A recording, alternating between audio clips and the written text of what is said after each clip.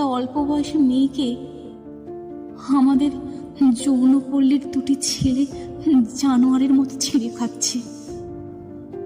আমি তাদের বাধা দিয়েও দিতে পারলাম না। জানো রূপেশ, মেয়েটা আর কেউ নয়, আমার নিজের বোন।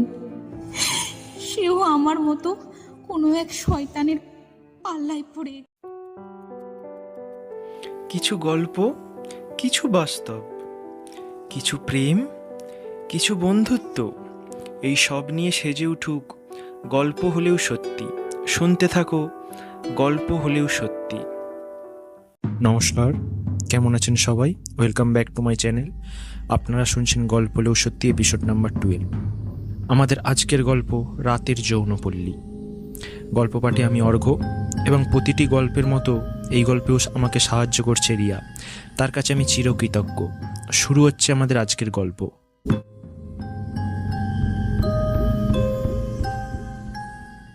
রূপেশ অনেক খোঁজ খবর করে জায়গাটার ঠিকানা বার করেছে। শহরের একদম শেষ প্রান্তে। রূপেশ আগে অনেকবার এই এলাকায় এসেছে, কিন্তু সে জানতো না যে সে যেটার খোঁজ করছে সেটা এই এলাকাতেই অবস্থিত। রাত তখন 11টা। রাতের অন্ধকারে সে 13 নম্বর গলিতে ঢুকে 12 নম্বর ঘরটার সামনে দাঁড়ালো। দূরে ইলেকট্রিকের পোস্টারে একটা মাত্র বাল্ব জ্বলছে। এত বড় গলিটাতে মাত্র একটা বাল্বের আলো। অন্ধকার তো দূর হয়ইনি, বরং মনে হচ্ছে অন্ধকার জায়গাটিকে পুরো গ্রাস করে ফেলেছে। সে দরজায় আস্তে আস্তে টোকা মারল। দরজার ভেতর থেকে আওয়াজ এলো, দরজা খোলা আছে, ভেতরে আসুন। রূপেশ দরজা খুলে ভেতরে চলে গেল। ঘরের ভেতরে একটা ছোট্ট নাইট ল্যাম্প জ্বলছে। ভেতরে ঢুকে সে দরজার কাছেই চুপ করে দাঁড়িয়ে আছে। ঘরের ভেতরে আবছা অন্ধকারে ভেতর থেকে আওয়াজ এলো, আরে ওখানে সঙ্গের মতো দাঁড়িয়ে গেলেন কেন? ভেতরে আসুন। ডান দিকের দেওয়ালে সুইচ বোর্ড আছে, লাইটটা অন করুন। রূপেশ লাইটটা অন করে সামনের দিকে তাকালো। সামনে তাকিয়ে রূপেশ অবাক হয়ে গেল। সে মন্ত্রমুগ্ধের মতো সামনের দিকে তাকিয়ে আছে। এর পেছনের কারণ জানার আগে রূপেশ সম্বন্ধে একটু বলে নিই। রূপেশ সবেমাত্র MA কমপ্লিট করেছে। বাবা মায়ের একমাত্র ছেলে সে। শহরের ঠিক মাঝ বরাবর তার বাড়ি। খুব একটা বেশি বন্ধুবান্ধব নেই। একটু জেদি প্রকৃতির, কিন্তু মেধাবী। ইদানিং সে একটা জিনিসের ওপর রিসার্চ করছে। সেটা নিয়ে সে খুব ব্যস্ত কদিন। তার রিসার্চের বিষয়বস্তু হলো যৌনপল্লী বা পতিতালয়। সেখানকার মেয়েদের জীবনযাত্রা, তাদের মানসিকতা, এইসব নিয়ে একটা আর্টিকেল লিখতে চায়। সে খোঁজখবর নিয়ে জানতে পারে এই শহরের একদম শেষ প্রান্তে শহরের সবথেকে বড় যৌনপল্লী অবস্থিত। রূপেশ ঠিক করে সে তার আর্টিকেল লেখার কাজটা এখান থেকেই শুরু করবে। কিন্তু কাজটা অতি গোপনে করতে হবে, কারণ যদি কেউ জানতে পেরে যায় তার যৌনপল্লীতে যাতায়াত আছে, তাহলে তার মান সম্মানের কিছু আস্ত থাকবে না।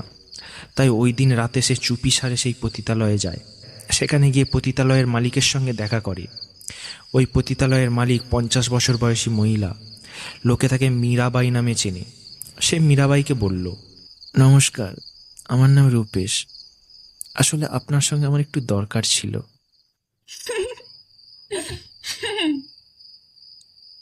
আমাদের সঙ্গে পুরুষ মানুষদের একটা কারণেই দরকার থাকতে পারে। না না, আপনি ভুল ভাবছেন। আসলে না, আমি ভুল কিছু বলিনি। আপনাদের মতো অনেক ভদ্রলোকের যাতায়াত আছে। বলুন, কিভাবে আপনার সেবা করতে পারি? আপনি ঠিক বুঝতে পারছেন না। আরে আমি সব বুঝতে পেরেছি বাবু। দেখুন, নতুন একটা মেয়ে এসেছে এখানে, সবে মাত্র এই 1 থেকে 2 মাস হয়েছে। তবে হ্যাঁ, 5,000 লাগবে। রাজি থাকলে বলুন, না হলে চুপচাপ সরে পড়ুন। রূপেশ কিছুক্ষণ চিন্তা করল, তারপর বলল, ঠিক আছে, আমি রাজি। ঠিক আছে, এখানে 5,000 টাকা জমা দিন। বাইরে বেরিয়ে 15 নম্বর গলিতে ঢুকে 15 নম্বর ঘরে চলে যান, ওখানে পেয়ে যাবেন। রূপেশ টাকা জমা দিয়ে 12 নম্বর ঘরে গিয়ে লাইটের সুইচটা অন করে মন্ত্রমুগ্ধের মতো তাকিয়ে থাকলো।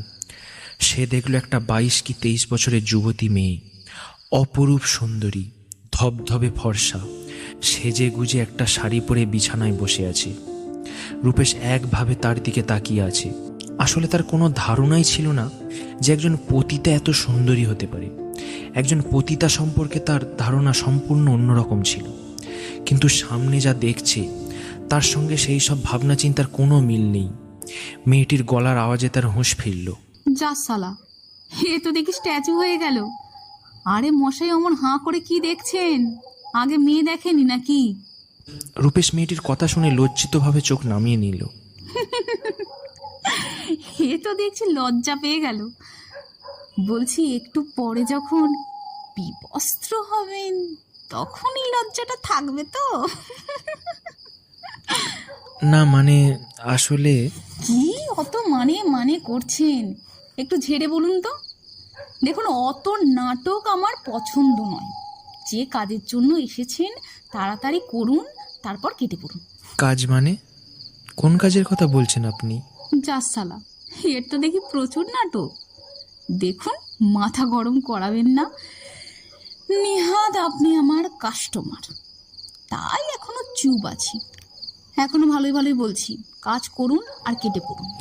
দেখুন, আমি সত্যি বুঝতে পারছি না আপনি কোন কাজের কথা বলছেন। আর আপনার নাম কি জানতে পারি? মানে আপনি 5,000 টাকা খরচ করে আমার নাম জিজ্ঞাসা করতে এসেছেন? ধরে নিন তাই। যতটা বোকা আপনাকে ভেবেছিলাম অতটা বোকা আপনি নন। যাই হোক, আমার নাম কামিনী। শুধু কামিনী? তার আগে পরে কিচ্ছু নেই? না, শুধু কামিনী। অবশ্য এই নামেও এখানে কেউ আমাকে ডাকে না। আসলে আমার একটাই পরিচয়, পতিতা নং 12। রূপেশ লক্ষ্য করলো কথাটা বলতে বলতে কামিনীর মুখটা কেমন যেন শুকিয়ে গেছে। মুহূর্তের মধ্যে সেই চাঞ্চল্য ভাবটা কেমন হারিয়ে গেল। রূপেশ জিজ্ঞাসা করলো, আপনার বাড়ি কোথায়? বাড়ি? আমাদের আবার বাড়ি? শুনুন, আপনার আর কোনো প্রশ্নের উত্তর আমি দেব না। আপনি যদি সত্যিই আমার সঙ্গে কিছু করতে না চান তাহলে আসতে পারেন। রূপেশ কিছু একটা বলতে যাচ্ছিল, কিন্তু কামিনী বাধা দিয়ে বলল, দেখুন, দয়া করে চলে যান তো। আপনি ছাড়াও আমার অনেক কাস্টমার আছে। এটা আমার কাজের সময়, এখন এসে বিরক্ত করবেন না, যান। রূপেশ আর কিছু বলল না। সে আস্তে আস্তে সেখান থেকে বেরিয়ে এলো। বাড়ি এসে সে তার আর্টিকেলের প্রথম অংশ লিখতে বসলো। সে ভাবল একদিন ওখানে গিয়ে কিছু হবে না।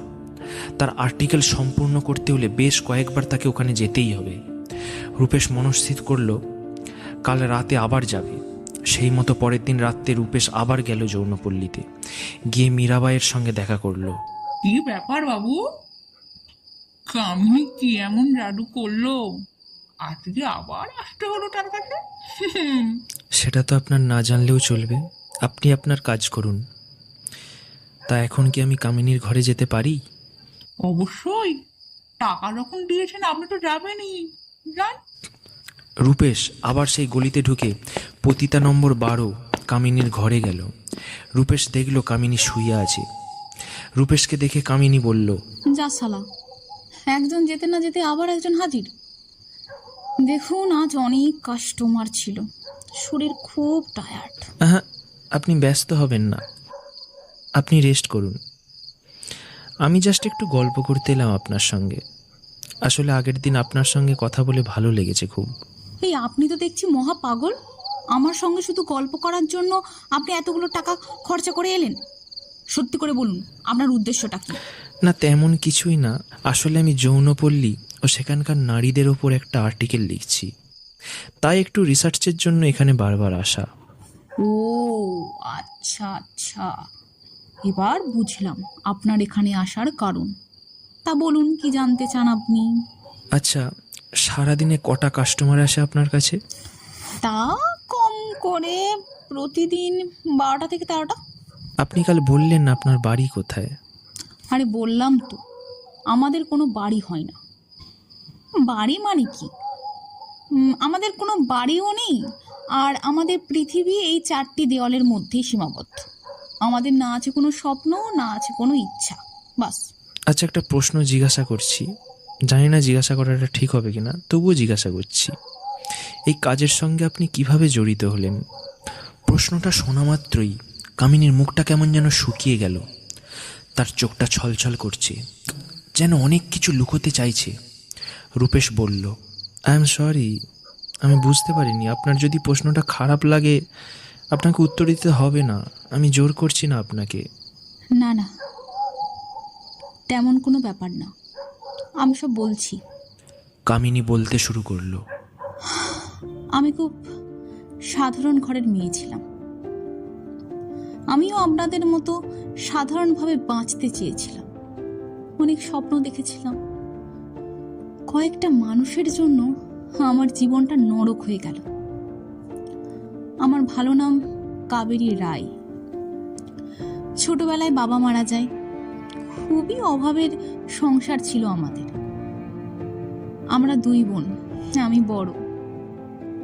মা লোকের বাড়ি কাজ করে অনেক কষ্টে আমাকে লেখাপড়া শিখিয়েছিল। স্বপ্ন ছিল একটা চাকরি করব। তারপর কলেজে পড়ার সময় একটা ছেলের সঙ্গে আমার আলাপ হয়। মস্ত বড় লোকের ছেলে। প্রথম ছেলেটার সঙ্গে একটু আধটু কথাবার্তা হতো। এইভাবে যত দিন যায় ছেলেটার সঙ্গে সম্পর্ক আমার আরো গভীর হতে থাকে। একদিন তাকে আমি আমার বাড়ির পরিস্থিতির কথা জানিয়ে। তারপর সে বলল তার বাবার নাকি নিজস্ব কোম্পানি আছে, সেখানে আমাকে বলে চাকরি করিয়ে দেবে। আমিও বিশ্বাস করেছিলাম। এইভাবে কথা হতে হতে কখন যে সেটার প্রেমের সম্পর্কে গড়িয়েছিল সেটা বুঝতে পারি। একদিন কলেজ শেষে আমাকে ডেকে বলল সে আমাকে বিয়ে করতে চায়। তার বাবা নাকি আমাকে দেখতে চেয়েছে। তখনও আমি কিছু বুঝতে পারলাম না তার উদ্দেশ্যটা কি ছিল। এতদূর বলে কামিনী একটু থামলো, তার চোখে জল।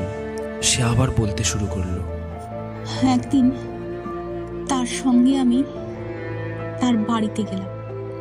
যেতে আমাকে একটা শরবত খেতে দিয়েছিল। জানি না কি মেশানো ছিল সেটাই। খাওয়ার সঙ্গে সঙ্গে কেমন যেন অবশ হয়ে পড়েছিলাম। তারপর সে আর তার বন্ধুরা মিলে ওই শয়তানগুলো ছিঁড়ে খেয়েছিল আমাকে। তারপরে রাতের অন্ধকারে এই যৌন পল্লীতে আমাকে বিক্রি করে চলে যায়। তখন থেকে আমার এইখানে একটাই ঠিকানা, আমার পরিচয় পতিতা নাম্বার 12। শেষ করে দিল আমার জীবনটা, শেষ করে দিয়েছিল তারা সেই দিন। কাউকে বিশ্বাস করে আমি জীবনে এত বড় ভাবে ঠকে গিয়েছিলাম।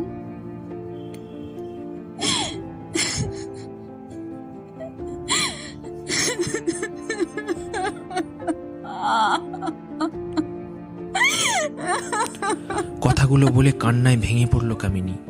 রূপেশের চোখেও জল এসে গেছে। সে নিজেকে সামলে নিয়ে প্রশ্ন করল, আপনি এখান থেকে চলে যাননি কেন? চেয়েছিলাম, কিন্তু এখানে একবার যে ঢোকে মৃত্যু ছাড়া অন্য কোনো পথ নেই এখান থেকে বেরোনোর। কিন্তু আপনার বোন আর মা? প্রথম এসে খুব মনে হতো।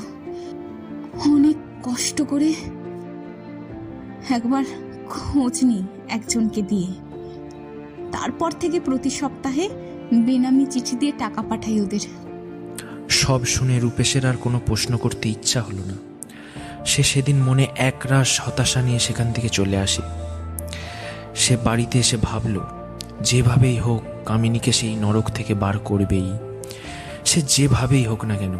রূপেশ দিন রাত এক করে ভাবতে থাকে কিভাবে তাকে সেখান থেকে বার করে স্বাভাবিক জীবনে ফিরিয়ে আনা যায়। সে এখন প্রায় প্রতি রাতেই কামিনীর কাছে যায়। রূপেশ এখন ওই যৌনপল্লীর পার্মানেন্ট কাস্টমার। সে প্রতিদিন কামিনীর কাছে যায়, তার জীবনের আরও কাহিনী শুনে।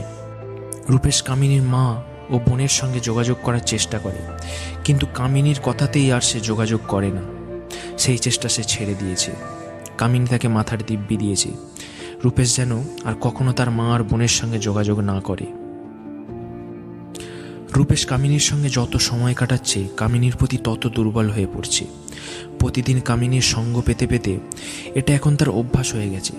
কামিনীও এখন প্রতি রাতে রূপেশের অপেক্ষায় থাকে। এইভাবে 3 মাস কেটে গেছে। একদিন রূপেশ কামিনীর কাছে গেল। কামিনী, তোমায় আমি কিছু কথা বলতে চাই। বলো, কি বলবে? জানি না বলাটা ঠিক হবে কিনা, তবুও বলছি। এত সংকোচ করছো কেন? যা মনে আছে বলো। এখন তো আমার আপন বলতে একমাত্র তুমিই আছো। আমি তোমায় বিয়ে করতে চাই কামিনী। তোমাকে আমি ভালোবেসে ফেলেছি। রূপেশ, তুমি কি বলছো? ভেবে বলছো? হ্যাঁ কামিনী, আমি সজ্ঞানে সম্পূর্ণ সুস্থ মস্তিষ্কে বলছি, আমি তোমাকে বিয়ে করতে চাই। না না না না রূপেশ, না। কেন হয় না কামিনী? কেন কেন হতে পারে না এটা? আমার কাহিনী তুমি জানো, কিন্তু সমাজের কাছে আমি একজন পতিতা, যৌনকর্মী। তোমার একটা সুন্দর জীবন আছে, সেখানে আমি? না রূপেশ, না। আমাকে ক্ষমা করো, আমি পারবো না। আমি পারবো না তোমার জীবন নষ্ট করতে, পারবো না। বোঝার চেষ্টা করো কামিনী, এটা ছাড়া আমি তোমাকে এখান থেকে কিছুতেই বার করতে পারবো না। এটাই একমাত্র উপায়। তুমি পাগল হয়ে গেছো রূপেশ, এটা সম্ভব না। তাছাড়া মীরাবাই যদি জানতে পারে, আমার সঙ্গে তোমাকেও শেষ করে দেবে ওরা। ওসব নিয়ে তুমি ভেবো না কামিনী, ওসব আমি সামলে নেব। তুমি শুধু রাজি কিনা বলো। আমি জানি না, তুমি যা ভালো বোঝো তাই করো। রূপেশ সেদিন বাড়ি চলে আসে। 2 দিন আর যায় না সে কামিনীর কাছে। সে দিনরাত করে ভাবতে থাকে। 2 দিন পর সে সকালবেলা সেই যৌনপল্লীতে যায়। এখন আর সে লুকিয়ে লুকিয়ে যায় না। এখন তার আর মান সম্মানের কোনো ভয় নেই। সে সকালবেলা যৌনপল্লীতে গিয়ে ধমকে যায়। সে দেখে যৌনপল্লীর বাইরে পুলিশ। সে ধীরে ধীরে সেখানে প্রবেশ করে। গিয়ে দেখে 2টি ডেড বডি সাদা কাপড়ে ঢাকা দিয়ে রাখা আছে। তার বুকটা কেঁপে ওঠে। সে ধীরে ধীরে 12 নম্বর ঘরের দিকে যায়। গিয়ে তার পা দুটি থমকে দাঁড়িয়ে যায়। সে দেখে ঘরের সিলিং থেকে একটা দড়ি ঝুলছে। তখনও দড়িতে একটা ফাঁস লাগানো আছে। আর দেখল বিছানায় একটা চিঠি পড়ে আছে। সে চিঠিটা হাতে তুলে নিয়ে পড়তে শুরু করলো। চিঠিটায় লেখা আছে, আমাকে ক্ষমা করো রূপেশ, আমি তোমার কথা রাখতে পারলাম না।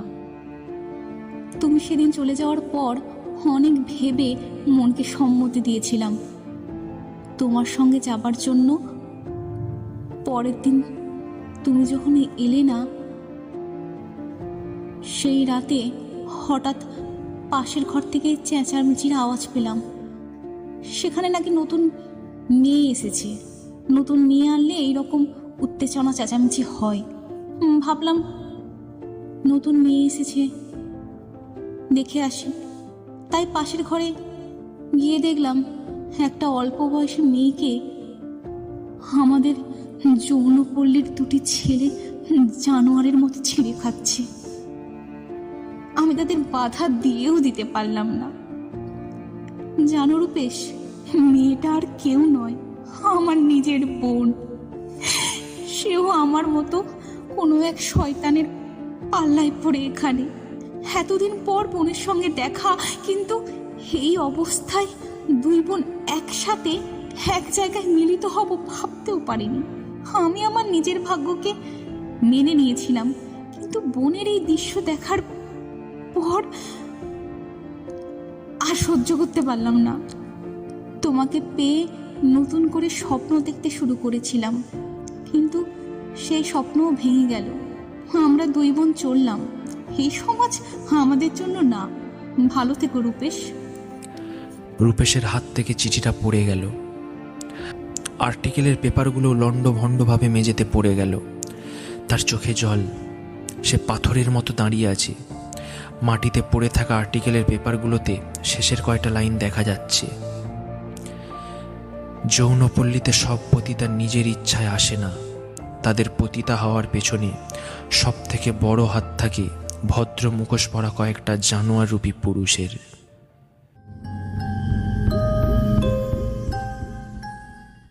নমস্কার, আপনারা এতক্ষণ শুনছিলেন আমার নিজেরই লেখা গল্প রাতের যৌনপল্লী। নারীদের ওপর অত্যাচার অবিলম্বে বন্ধ হোক। Justice for RG Kar, justice for Moumita. দোষীদের শাস্তি চাই, আমরা বিচার চাই। ধন্যবাদ পাশে থাকার জন্য। চ্যানেলটি সাবস্ক্রাইব করে পাশে থাকবেন। গল্পটি ভালো লাগলে লাইক, কমেন্ট, শেয়ার করে দেবেন। শুভরাত্রি। দেখা হচ্ছে আগামী বুধবার ঠিক রাত্রি 10টায়। ধন্যবাদ।